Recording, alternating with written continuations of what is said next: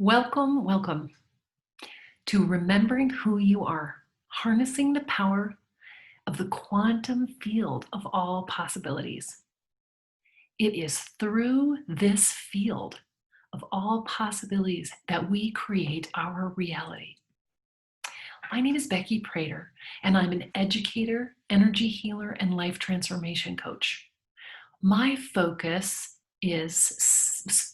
of my study or work, sacred geometry, helping people pass, transmuting dark energies, aligning people with their perfect state, the lives of Jesus, Mary Magdalene, and their daughter Sarah, and strategic life planning by harnessing the power of the quantum field of all possibilities. So today, I will address the quantum field of all possibilities, aka the field, divine matrix, the net, the ethers, the 0-point field. There are a lot of ways people are referring to this field that we have an impact on every day with our mind and our heart. Every day we do, whether we know it or not.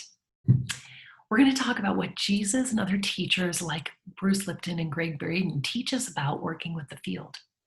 We're going to discuss why it has not been working. Like, why do we not know this information?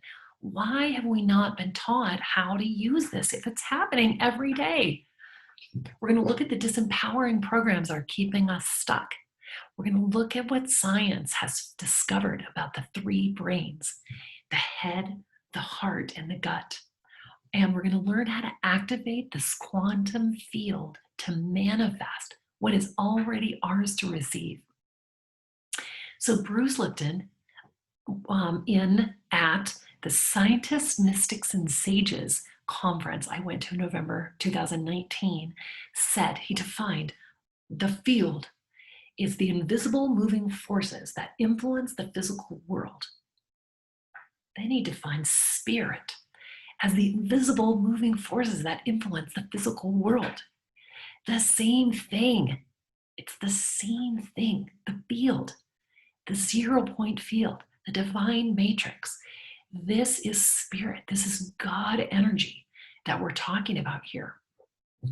So there are a couple of things that I want to establish as truths. Everything that happens to us, we call to ourselves by what we hold to be true and present in our hearts. If you say, I need to, or I want to get out of debt, that keeps you in a space of getting out of debt, bringing you more of what you do not want. I need to lose 20 pounds. Keeps you in a space of having to lose 20 pounds. To what we say and believe about ourselves, the universe, the field says, yes, and here's more of that. If we do not pay attention, we may be keeping ourselves in the very place we want to get out of. Okay, another truth. We are a part of the ocean of creation energy. We are a unique wave in this ocean, here to inform the collective, based on our experiences, perspectives, and beliefs. Everyone is unique, valuable, lovable, and essential. It is the very diversity that we get because of this uniqueness that makes this world such a rich place. Every person is important. Every person informs the collective, even the suffering and the poor and the sick. That information that they are giving off in their vibration every day informs the collective in which way we need to shift and move as a collective. It is so important. We are all connected. We are all a part of this ocean of energy. We are this energy, and we affect this energy. How we interact with this ocean of energy determines the life that we experience. Again, I'm going to bring up Bruce Lipton because I love this man. He is just this brilliant scientist who wrote this book called Biology of Belief, unleashing the power of consciousness, matter, and miracles. In this book, I'm actually reading it, so I'm sorry, it's going to take a sec. Okay, he states, if it were theoretically possible to observe the composition of an actual atom with a microscope, what would we see? Imagine a swirling dust devil cutting across the desert's floor. Now, remove the sand and the dirt from the funnel cloud. From far away, the atom would likely appear as a blurry space. As its structure comes nearer to us, the atom would become less clear and less distinct. As the surface of the atom drew nearer, it would disappear. You would see nothing. In fact, as you focused through the entire structure of the atom, all you would observe is the physical void. What he's saying here is that we are 99.999% energy, very little mass, very little mass. Our energy interacts with the energy of the quantum. In fact, there's no separation between our energy, where our energy ends and this field of all possibilities begins. We are this field of all possibilities. It just blows my mind. And it's so awesome because we can do something with it. We can interact with it by holding the vibration of who we value, are grateful that we are, what we already have. So neat. Okay, the frequency that is you defines the frequency of your reality, because there's no difference between who you hold yourself to be, or your frequency, and the field that is interacting with said frequency. It is our focused thoughts or our established frequency that dictates the form our reality takes. In his book, Saving Jesus by Michael Ledwith, he states, the quantum field reacts only to what your mind holds as present and true. I'm going to repeat that. The quantum field reacts only to what your mind holds as present and true. Every aspect of reality we experience every day, whether glorious or despicable, has been magnetized to us by what we accept deep down to be true. The quantum field does not care what that is, love or fear. It reacts equally to both. I'm going to show you a few slides. Pardon me while I share my screen. This is always a little disruptive. But I want you to see this. I want you to see this. Okay. Oh, shoot. I thought this would be easier. There we go. Okay, I want you to see a visual, because sometimes just hearing it isn't impactful enough. Okay, love and fear. To the field is just energy. Our body is a human detector, a brilliant human detector. Our emotions activate our body. Our body reacts to love and fear through hormones. The quantum field reacts to the energy and responds with yes, and here's more of that.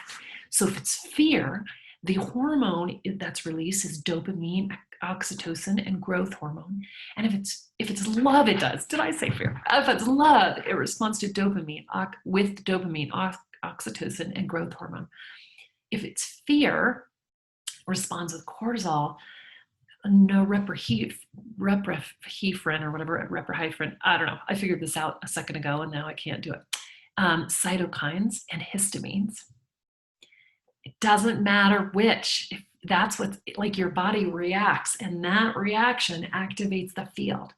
So it's through this quantum field of all possibilities that we create love or fear. More of it. Let's do this. We do this every day, all the time, whether we know it or not.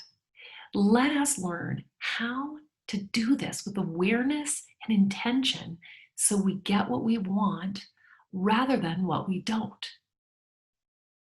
And why have we not been taught this? if it's so fundamental to our reality. Isn't that interesting? I believe Jesus came here to teach us this powerful technique. He clearly used the quantum field to heal people and do other works that we deem miracles. Okay, let me stop this because I want to just get back to talking to you. Okay, Jesus said in John 14:12, "Whoever believes in me will do the works I've been doing, and they will do even greater things than these." If that's true, why are we not doing that? Why are we not healing the sick and the blind, turning water into wine, walking on water, all these things that we consider miracles? If he said we could do these things, why are we not? In fact, Master Yusui, the person responsible for teaching or coming up with the way to teach Reiki energy healing, his work was started because he knew about this quote that we can do all these things and more. And he figured out, he said, okay, if this is true, we need to figure out how we can do this. If it's true, then let's figure out how to do it. So he figured out a way to teach people. He learned how to do it and then taught people a method of healing with the hands, or using Reiki. Okay, but mostly we've not been taught how to use this powerful field. Instead, we've been taught some disempowering programs that inhibit our ability to utilize this great force. Okay, Jesus again states in Mark 11:24, "Therefore I tell you, whatever you ask for in prayer, believe that you have received it, and it will be yours." Believing that things are already yours is an essential condition for manifesting in the quantum field. Was Jesus here to actually teach us the quantum field and how to use that? Possibly. I'd like to ask you to stay open to this possibility. Stephen Cole, professor of medicine at UCLA, said, "We are architects of our own experience." I'm sure you've heard this before too. And it's through this quantum field that we create our own experience. And that is by how we hold ourselves at the present moment and what we hold as true right now. Okay, according to cognitive scientists, about 95% of what we do every day is under the control of the subconscious mind, kind of our autopilot system. That leaves 5% that is controlled by our conscious mind. Well, what controls or who controls the subconscious mind? Our programming. Our programming has a lot to do with what we do and what happens to us. Well, who created this programming? Parents, religion, teachers, media. Some of these programs are actually passed down through our DNA. Most of our basic programming is done before the age of 5 or 6. And many of these programs are disempowering, even with the best parents and upbringing. I feel like I had a great upbringing, but I can list the programs that were set up for me that still have an effect on my life today, even with the best parenting. Okay, what are these disempowering programs? If you grew up in a Christian-based religion, and I would even say possibly Jewish, because you know how that we all have the same belief of, like, we all hold the Old Testament and the teachings of the Old Testament as consistent, really, between all the three major religions of Christianity, Judaism, and Islam. So what we were taught in the Old Testament is that we are sinners. That's a common program. Jesus suffered for your sins to appease an angry God. Thus you are indebted to him. You must do good deeds to earn back his love so you can get into heaven. Familiar? The concept of original sin. Just by being born, you've sinned. So we're taught that baptism saves us from original sin. What? Oh my gosh, what kind of God? No. This stuff just doesn't even make sense to me, but this is what we've been most of us have been programmed. We may actually have rejected these teachings, or maybe not rejected. Maybe we just like, yeah, that's not me anymore. It still plays in the back of our head as programmings from when we were little. They still have some impact on us. Here's another one, disempowering program, I mean. The answers are outside yourself. So you should pray, ask, beg, implore God for what you do not already have. Another one, we have to fight for what we believe in. Another one, life is suffering. These are all disempowering programs. Whether you consider yourself Christian or not, those of us who grew up in a religious household have received this programming. And here's more. Jesus was divine and Mary was a virgin. These teachings make them impossible to imitate. Therefore, we are not capable of the miracles or works he did. Is it so important that Mary was a virgin? Who cares? Or that Jesus was not a regular human like us? I think all of that story was concocted like in 481 AD or something. Like it was established at that point. Before then, I think Mary was a woman who probably had sex with a guy. Jesus was a dude. His message, no matter what, is still the same. Love one another. You can do everything I could do and more. The establishment of Jesus and Mary on this higher level essentially make them all the more unreachable and not imitatable. I believe he also said something like, we are all sons and daughters of God, just like him. So why are we not doing what he did? That's what I don't get. Like, why can we not do this? Why have we not been taught how to do this? Okay, here's another, countless programmings that have to do with lessening the value of a woman. Even though we may not have experienced this intensely in our day, because, my experience is that I am an empowered woman. I see myself as an equal in my marriage, as equal with my colleagues, but we know that in the past, in the very recent past, and still today, there are people that believe that women caused the fall of man. Eve led Adam to sin in the Garden of Eden, and we were kicked out. Like, that is a program. No matter, like, even if you learned it at one point, probably it has unraveled some, but there's still a chance that still has some control over your belief system. The female is the weaker sex. Hello? These are such old things.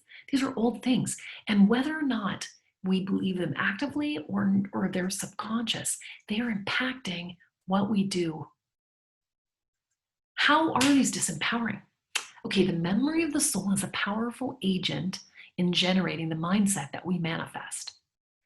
The memory of the soul is a powerful agent in generating the mindset that we manifest.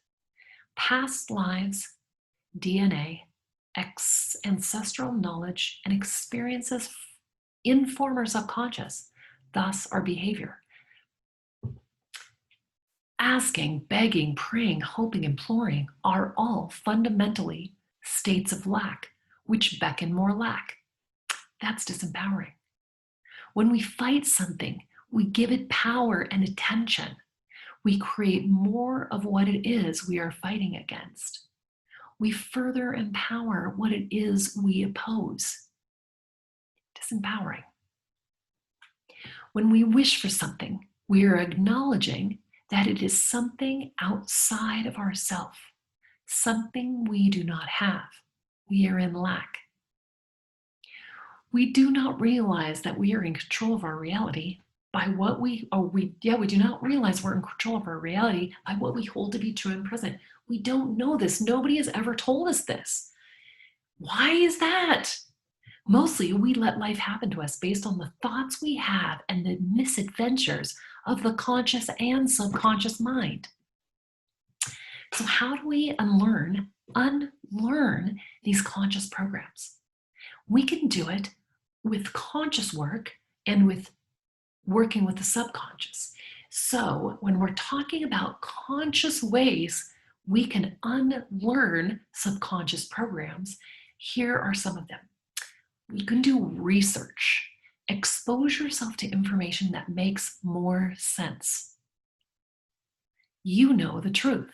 You know what resonates with you. And when you hear something that is more true than what you've accepted to be true based on what somebody told you in the past, you can say to yourself, aha, I believe this. This is new information that I believe to be more true than the old information I had. Here's an important thing. No matter what, it is important for you to keep your mind open to new information, because what information you had does not mean that's the right information either. It just means it takes that old information and makes you say, oh, wait, this seems more right than that. And you know what? Very likely, there will be more information that informs this state. So eventually, it's this process of awareness and a process of understanding and awakening to the truth. And it might take 10 different steps of awareness, exposure to this book and this book and this movie and this person. And eventually, you're like, whoa, here's what I believe to be true. And it's has a component of all of those different stories. Know that the truth is in you and allow it to reveal itself. Ask questions and pay attention to your body's reaction to the answer. We'll do that in a little exercise later on. Be conscious of what and how you ask and pray for something. We'll do a little bit of that later too. And act on the new information. Share it, discuss it, write about it, move with it.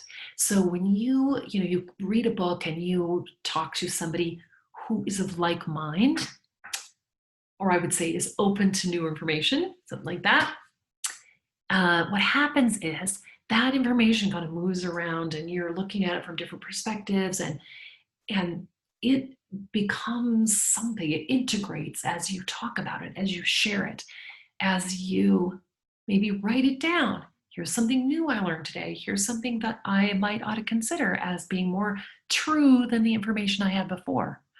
Those are ways to work consciously with information to unlearn some of that subconscious programming. Okay, so there's also some really fun ways of working with the subconscious. And so the first one I'm going to talk about is hypnosis. So hypnosis nowadays, I think looks quite a bit different from what it did in the past. Just recently, I had a wonderful opportunity to work with a woman named Suzanne Spooner. And she does QHHT, quantum healing hypnosis therapy. This practice, very powerful healing practice, was started by a woman named Dolores Cannon about 50 years ago. So she was taking people through it. She put people in sort of like a hypnotic state, and she would take people back to past lives to help inform them about what behaviors now. So if you go to a past life, you can see why you were nervous about something, why you have an issue with swallowing. It can help unravel the decisions we make. It can help unravel our subconscious, right?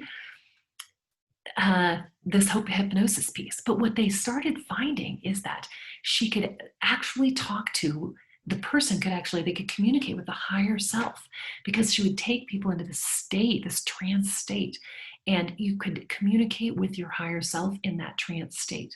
So when Suzanne was doing this with me, we went to a past life, learned something about that was related or relevant to today, and then she took me into this conversation with my higher self.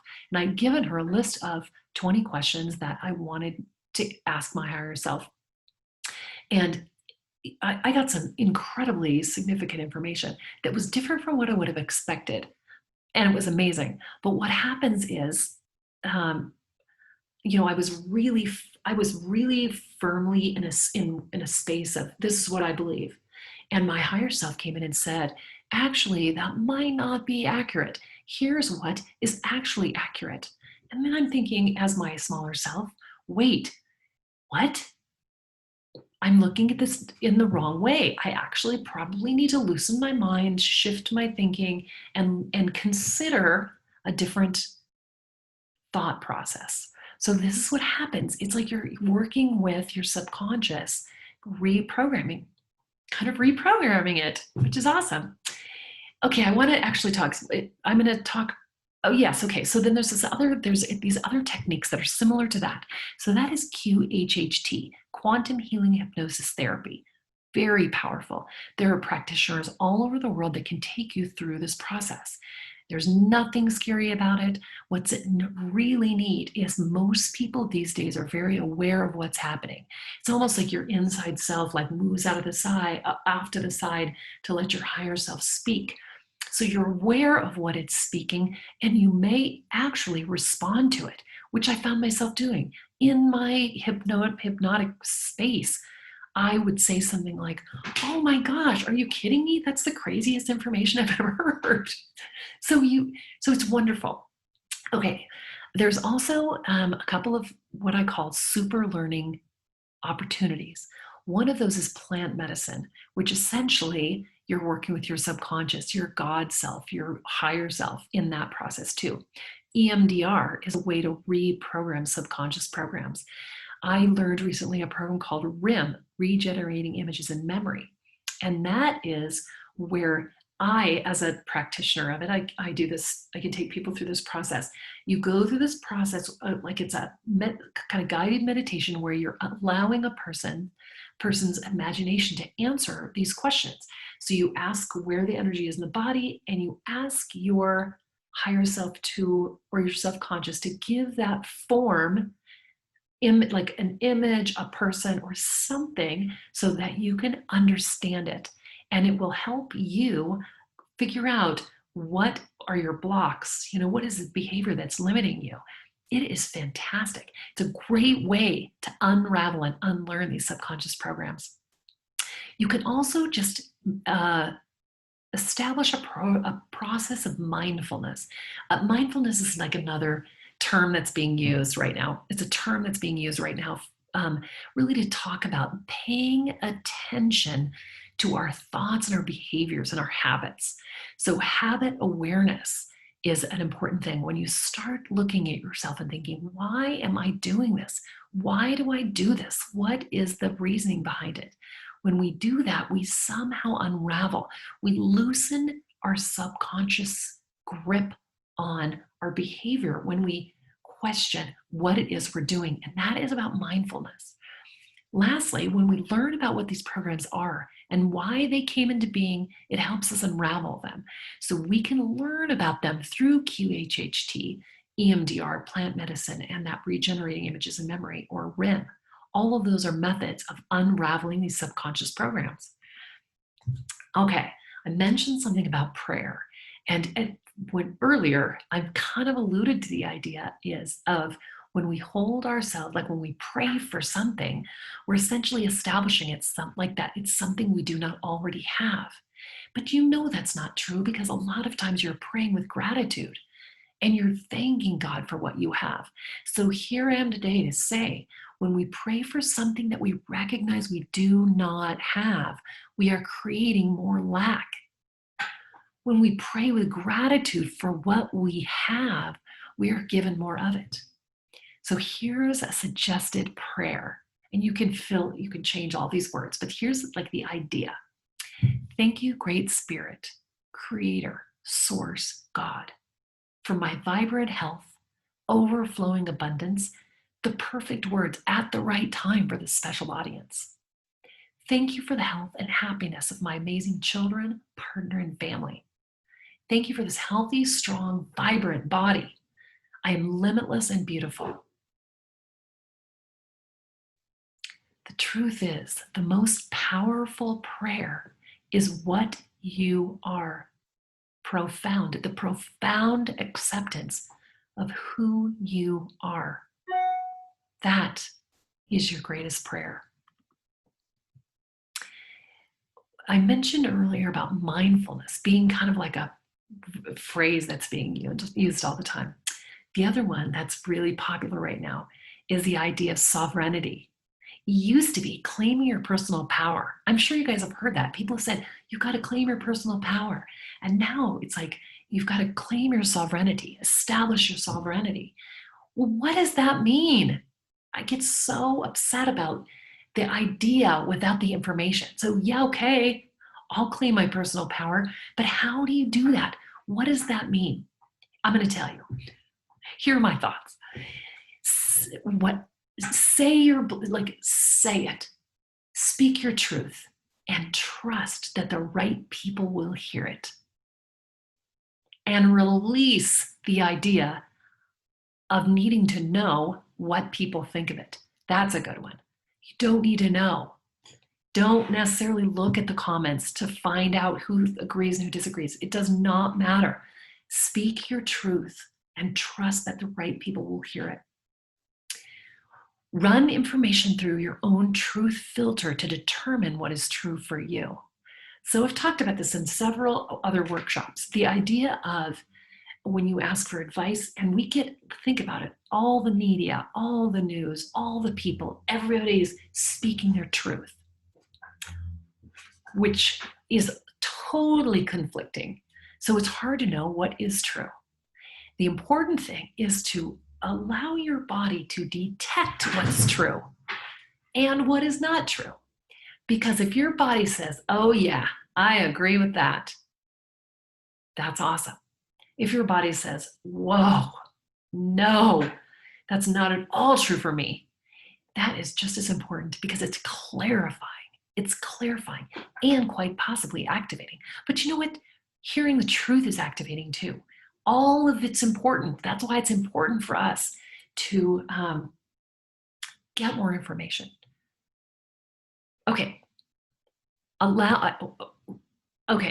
went saying that there's this really fine line between how much of that we can take in or need to take in, because I believe it's important to allow in only media that will enrich, inspire, and expand. Be very careful what you allow into your mind space, into your vibration. Music can be very erosive. Movies, TV, people can be very erosive and damaging to your higher self, your better self, your essence. So be careful, very careful what you allow in. Take 100% responsibility for your life, no matter what has happened to you in your life. Right now, you are who you are because of those experiences, those beliefs, those teachings. All of that is who you are, and it's so important. You are important. The difference in you, your uniqueness is important. That said, I want to say you're perfect in every way, for sure. It doesn't mean you have to stay there, because I'm here to tell you today, we're going to try not to stay where we are. Essentially, we're going to rethink or move the way we have been communicating with this field, so we can have the universe say yes, and here's more of that, but using the right words and the right ideas, so that the more that we get is what we want to get rather than what we don't want. Okay, stop complaining and making excuses. Now is not the time for that. Stop complaining. Do something about it. So important. Stop making excuses. It doesn't matter what happened to you in your past. It doesn't matter. You are who you are. You're here specifically to serve a population, and you needed to know those things.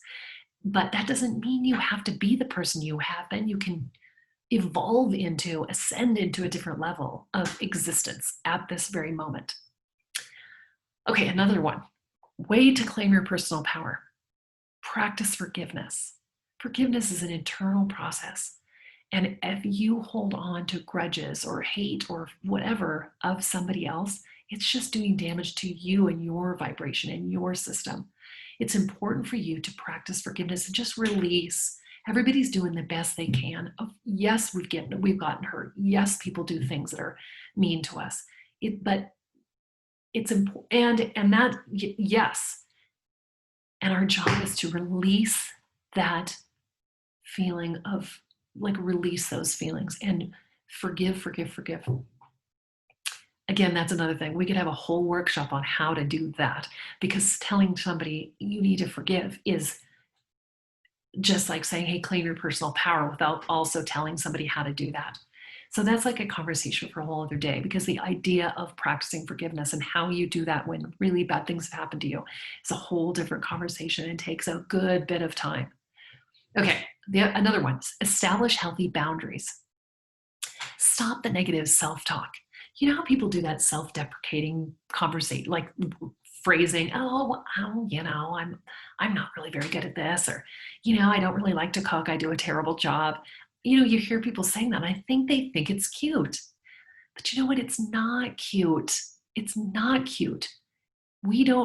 Nobody thinks that's cute. Stop doing it. Stop with the negative self-talk. You can do it. No one's perfect. Do it and just own it. Stop with the negative self-talk. Notice that you're doing it. And that's how you start stopping it, is noticing when you're doing it. Take a step back and say, oh my gosh, there it is again. I did it again. The more you notice yourself doing it, the more you're going to stop doing it. That's so important. Okay, limit the time you spend with people who drain your energy. Essential. Limit the time you spend with people who drain your energy. Lean in and play big. That's my last one. Okay, I'm going to show my screen again, because this is a really cool thing that a company it's called the Heart Math Institute, came up with, or teaches. They teach this, and it's amazing. But I want to show you, because there's a beautiful picture that I want you to see that I got from their website. Okay, so according to the Heart Math Institute, the heart's electrical field is about 60 times greater in amplitude than the electrical energy generated by the brain. The heart sends more electrical impulses to the brain than the brain sends to the heart. You can see the picture on the left. The idea, this is the toroidal field that surrounds every person. And it's the energy that our heart generates. So this field is measured in the form of electrocardiogram and can be detected anywhere on the surface of the body.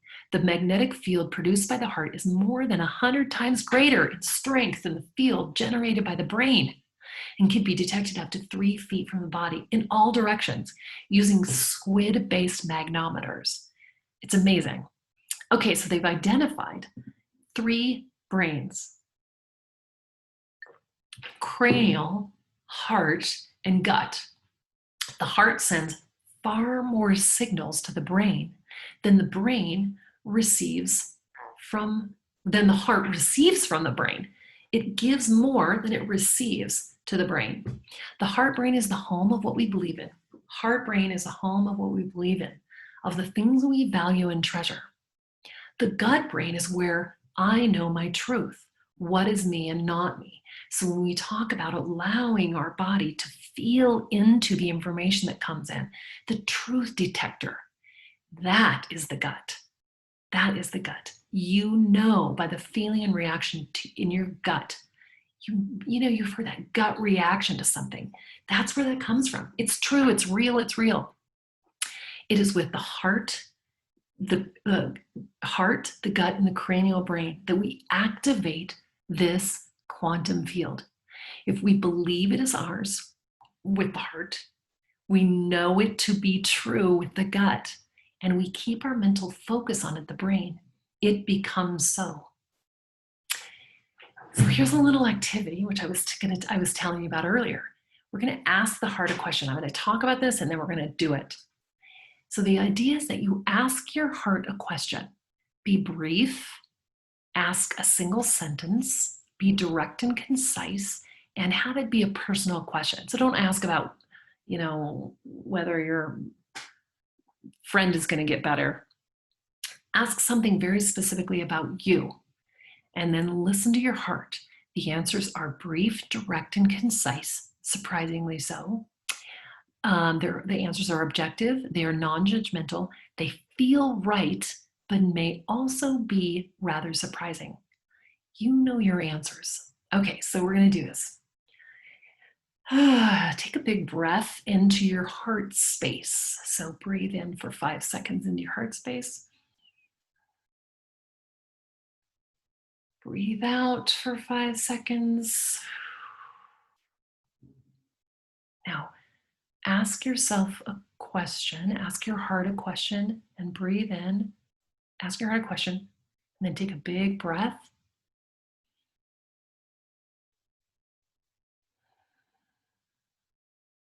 Let it out.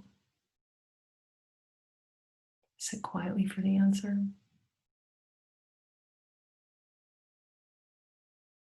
And you should have your answer. Your answer. I wanted to point out before I move from the slide, this beautiful picture by Adele. It's art by Adele. I thought it was the most beautiful picture of the heart and the heart chakra. You can get this online and I have the link in here. So enjoy, I love that one. Okay, so back to, yes. Okay. What I wanted, okay, so we are making things happen for ourselves every day, all the time, whether we know it or not. Our thoughts, actions, spending, and focus all determine our future. It's best to do it from a mind, heart, and gut with intention and direction. We are the master creators of our life, and it is through establishing who we are in the present moment and what we know to be true that we create. I'm a big fan of taking action, inspired action. Again, it's like, you tell somebody, get or connect with your higher self, or, like when you tell somebody to do something, like I'm telling you to connect with this quantum field and make things happen for yourself. And so how do you do that? How do you do that? So here are some action steps, some important action steps for you to take. The first one is know thyself. Know thyself. The Greeks taught this, Jesus taught this, Buddha taught this. It's so important that you know who you are, because that is the thing. Like I said, who you hold yourself to be at present is what makes your reality. So what is it? Where do you hold yourself as present? You need to figure that out. You need to identify what that is. So it's good to do sort of a self-assessment to figure that out.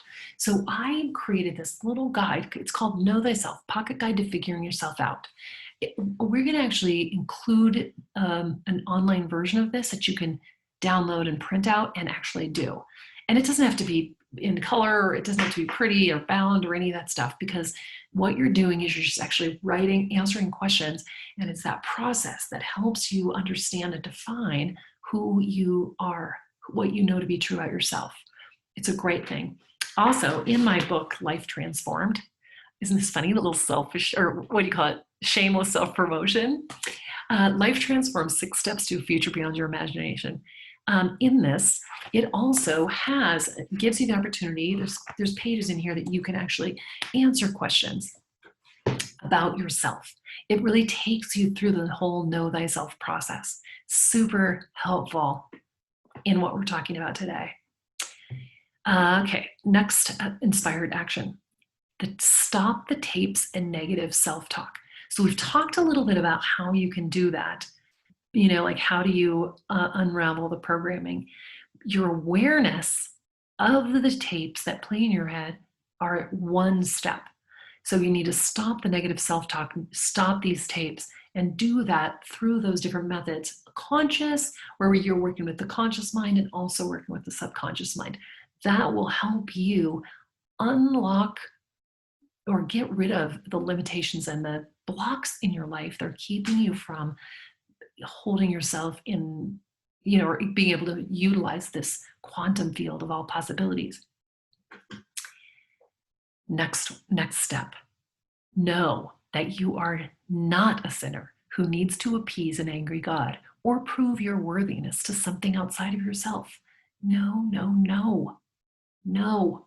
We know people that sin. We know that we have. And what's the definition of sin? Doing something you know you shouldn't be doing, probably. But you know what happens? You know then what happens. If you do something you shouldn't be doing, the consequence of that behavior is really what comes back in you and teaches you the lesson of, oh yeah, that wasn't a good idea. It informs your next behavior. Like, is this a process of sinning and asking for forgiveness or repentance? Or is it a process of learning? Like, we learn by our behavior. So important. Okay, you decide, you choose your purpose in life. Pray in gratitude, meditate, set intentions as though it is already yours. Remember who you are. It is the frequency of the Creator. It is in the frequency of the Creator that we all exist. The greatest challenge facing us is to realize that what happens to us is the result of the interplay between the deepest level of what we have accepted to be true and the quantum field. So I want to leave you with this. Here's a prayer, like an activation of the quantum field that you can use and repeat and share and say and hold as true. Take this as a new prayer, the new age prayer. I am a vibrant, healthy human being, fully capable of healing others and healing myself. I am creating my reality by what I hold as true and present in my mind. I am co-creating a new earth with the rest of the beings on this planet for the greater good of humankind and our mother Gaia. I am shown the way through teachers, books, and knowingness. I am powerful, loved, unique, and essential. By activating the quantum field of all possibilities, I am flourishing and manifesting that which I hold in my mind as true and present. Great abundance, vibrant health, loving relationships, safe and unencumbered travel, an enriching career, and a peaceful, content heart. And so it is. Thank you so much for joining me today. If you have any questions, we will be doing a Q&A in the next couple of days where you can give me your feedback, ask me questions. I can go further in depth into any of these things. I would love to hear from you. I would love to hear your comments and experience your perspective. You can do that through my Facebook page, my YouTube channel, this Buddhist Biohacker platform, conversation on MeWe. There's a lot of ways to get in touch with me. My website is beckyprater.com, and I would love to hear from you. So thank you, thank you, thank you for participating. Know that you are doing this every single day, whether you know it or not, whether you do it with intention or not. So do it with intention. Know that who you are defines your reality. Thank you.